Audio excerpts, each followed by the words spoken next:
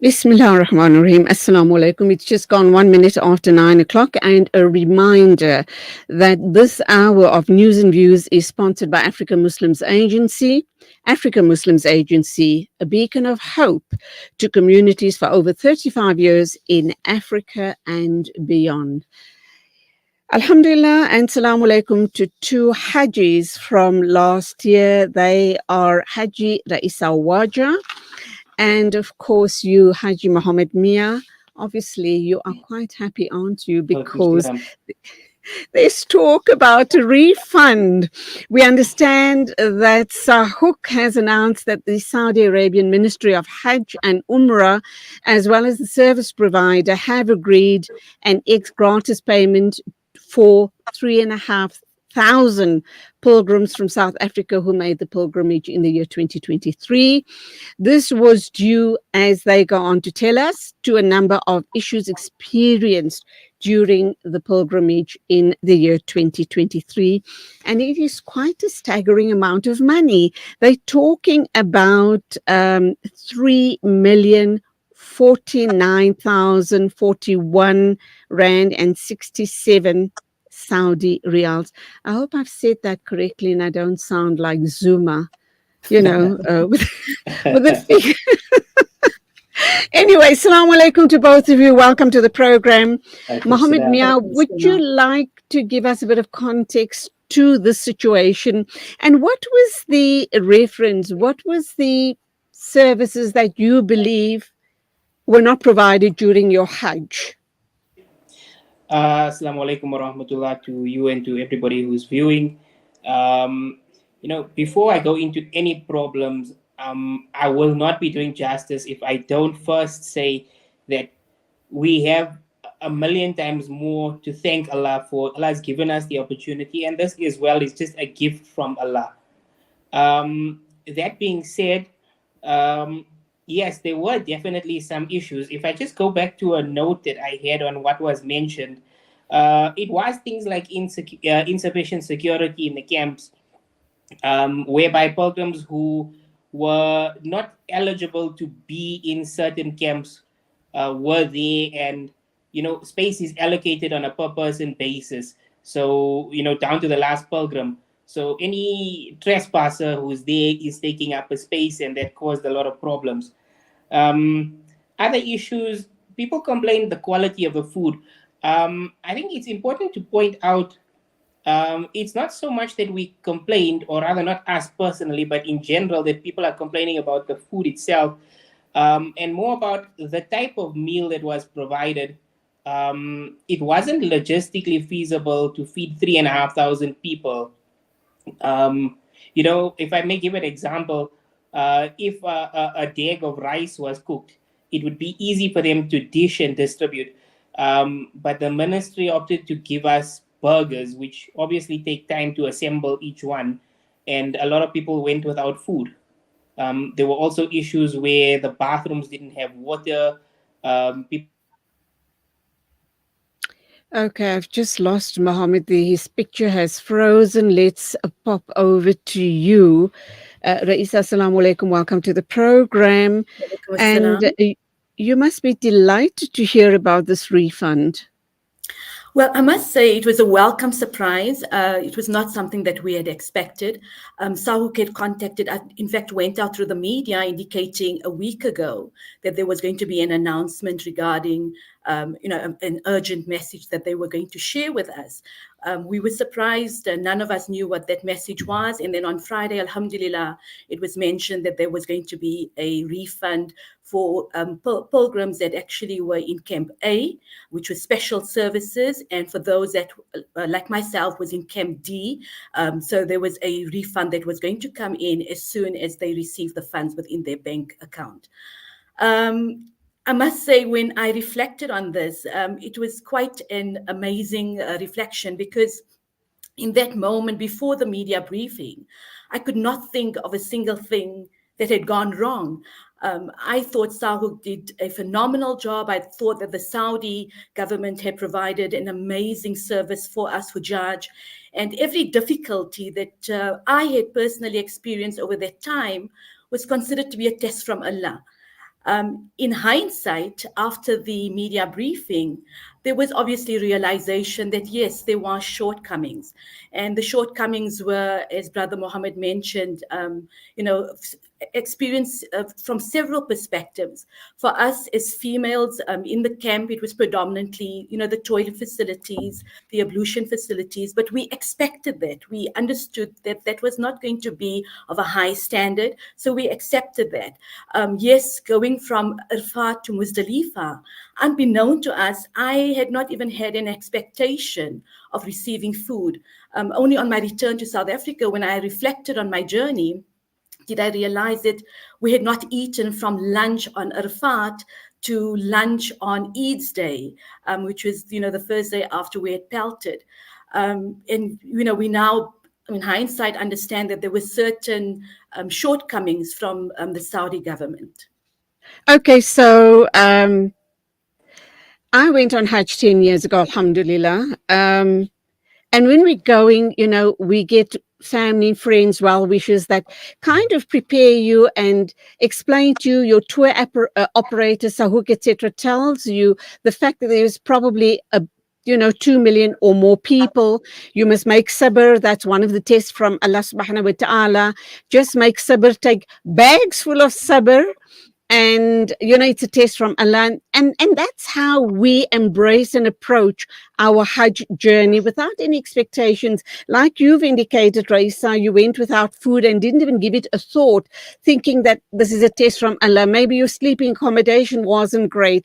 I too had no high expectations, and yes, 10 years ago we too had issues with our camps, our bathroom facilities, etc., etc. And I'm just wondering, now that you guys are talking to me, maybe we should check with SAHUC if there isn't perhaps a refund for us from 2014.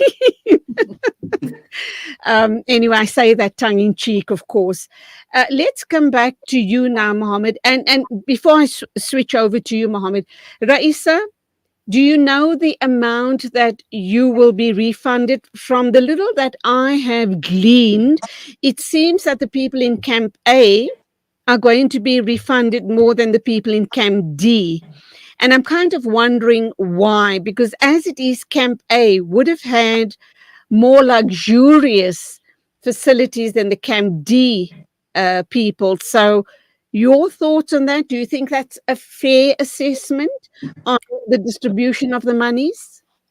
Absolutely. I believe that the Hujaaj in Camp A, from the digital infographic that we've seen, would be receiving approximately 7,000 Saudi riyals, and the one in As Hujaaj in Camp D will be receiving approximately just over 690 Saudi riyals. So that's 7,000 for the Camp A and 690 for Camp D.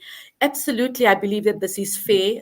If we need to understand that the Camp A, in terms of special services, for last year paid approximately 80 to 90,000 rand. Woo! In addition to what was normally catered for Camp A.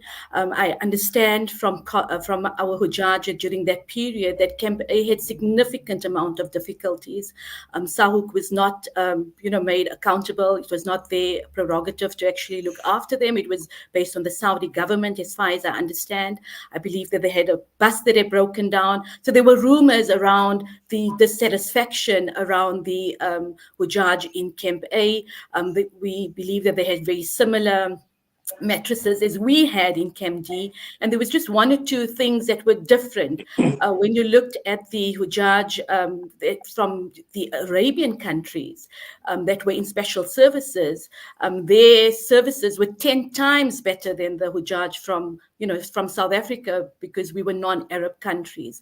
So I think in terms of the the rebate, the refund, is absolutely aligned to what they paid and what we had paid. It's a very fair account from Alhamdulillah. That's very generous of you to be so unbiased. So Alhamdulillah, may Allah subhanahu wa ta'ala accept from you. Mohammed, let's come back to you and talk about the issue around SAHUC And whom do you believe raised these issues? Was it SAHUC on behalf of the Hujaaj of 2023, or do you believe that the ministry had realized that they really fell short regarding the 3,500 Hujaj of 2023, and they need to make reparation because obviously it doesn't sit well with them at all, because it's just not just and not fair. Your thoughts, Mohammed?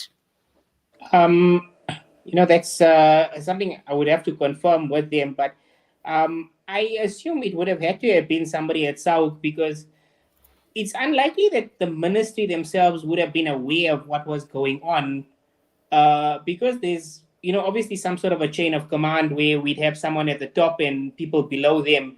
So I assume, and also based on the wording that was used in the press conference, that South would have taken up these issues and laid complaints with the ministry. I do know it is their policy as well that after Hajj, they open up to the South African Hujaj for comment, we can say complaints and compliments. And I'm pretty sure that they take those very seriously, and that's what has happened here. In terms of your accommodation, were you in special services or were you in Camp D as well? No, I was in Camp D. Okay, your thoughts? Do you agree with Raisa that, the Saudi authorities fell short regarding services to the South African Hujaj? Or did you just kind of take it in your stride like Raisa did and just felt like we were informed and advised by our family and friends to say there will be difficulties, it's Allah's way of testing you on your Hajj, just make sabr, sabr, sabr and more sabr? Did you take it in that, in that manner, or were you one of the people who felt this issue needs to be raised via SAHUC and something needs to be done that our future brothers and sisters, going on Hajj, don't suffer or have the same difficulties as we had? Most of what she said, I agree with 100%. It's funny. My wife and I think, only realized about a month ago that we didn't get a meal on the day of Arafat or the day after. So, alhamdulillah. How did you survive? How did you survive? Because it You're must the have been guest of Allah. extremely hot. You're the guest of Allah, and the best of hosts will always look after his guests. There's now nothing else I can say to that. Alhamdulillah, alhamdulillah for that. But if I go back to what Raisa has mentioned, just looking at social media posts approaching this year's Hajj, where you see a lot of people giving you these sort of walkthrough tours of Mina camps. And yes, there are massive differences between all of these different camps you see. Sometimes you wonder if it's even the same place until they step out of the tent and you see if the outside all looks the same. So yeah, I do think that, as South Africa being ranked as what they would call non-Arabic speaking African countries, I don't want to say that there's maybe a degree of anybody looking down at us as Africans, but you can forgive somebody for making that assumption. Okay, altogether, do you believe then that you took things in stride at the time on your Hajj last year, and do you feel that the disbursement of these monies is fair and equitable? So my view on the money is, we already made a niyat, and our intention was already for this money to have been spent in the path of Allah. Our Rabb, in his infinite grace and mercy, has looked at us and, alhamdulillah, chosen to give us a bit of a gift and given us a little money back. So therefore, I think it's important that don't question the amount, don't raise it, because it was money that was already spent. You've already written it off. No, none of us expected to get this refund. So whether it's 7,000 reals or 600 reals or whatever the amount is, take it. And then even when it comes to using it, I believe that we've already intended to use this money in the path of Allah. So why not do the same thing? Put it towards saving for Umrah, or help the poor, or even the month of Muharram is coming up, where there's a lot of blessing in spending on your family. So inshallah, that's, I think, what we need to do. Subhanallah. Finally, regarding the services of SAHUC, I mean, in the past, back in the distant past, people used to complain a lot about SAHUC. Things seems to have turned. People are very appreciative of the services being rendered by SAHUC. In closing, what would you like to share with us, Mohammed? I think most of the people who complain about SAHUC are people who haven't yet been for Hajj. Anybody who witnesses what they do on Hajj and the sacrifices that they make will not even think of saying anything against them. So may Allah reward them and bless them for whatever they do. I interviewed a brother from Australia this year. He was still in the holy city of Mecca. I think it was his last day in Mecca, and he was going back home to Australia. He's an ex-South African, by the way. His name is Mohammed, and he was born and brought up in Standerton, but now lives in Australia, has been for the past 20 odd years or so.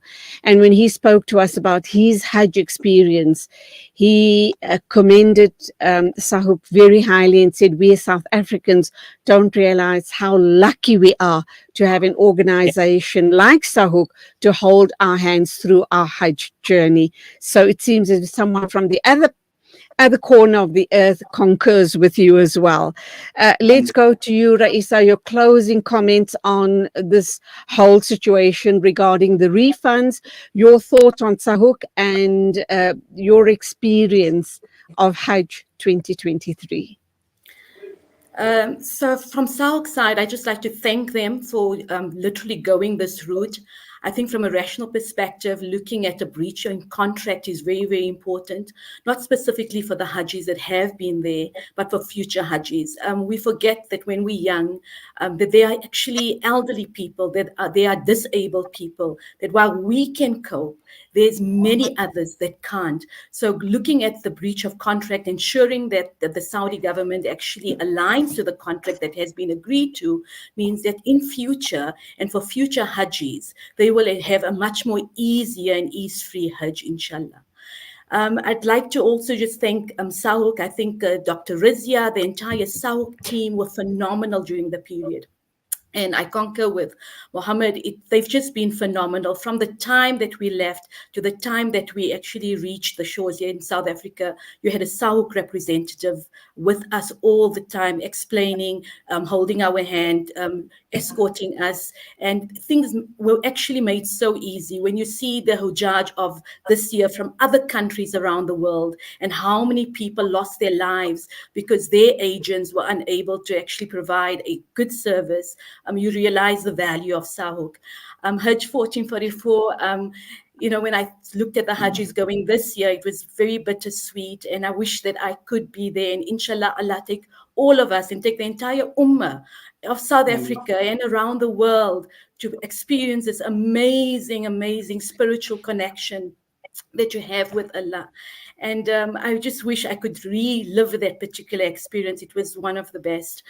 So in terms of the refund, just to summarize, we welcome it. Shukr, alhamdulillah. It gives us an opportunity in our various ways, whatever our needs are and whatever our intention is, to be able to use those funds.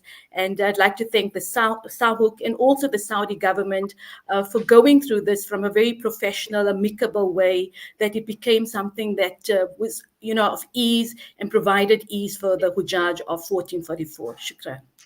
Ameen, Thumma Ameen. Well said, Haji Raisa Waja and Haji Mohammed Mia. Keep us in your duas. Wonderful talking to you guys this morning. Go well, and Assalamu alaikum to you both. Walaikum assalam. Shukran. 9:20 News and Views moving along. Our next guest is on standby, and that, of course, is you, Yasin Teba. We're going to be talking about something pretty important, and obviously you are going to be giving us lots of tips to be alert regarding this current spate of kidnappings in and around not only Gauteng, but all around South Africa. So do stay with us.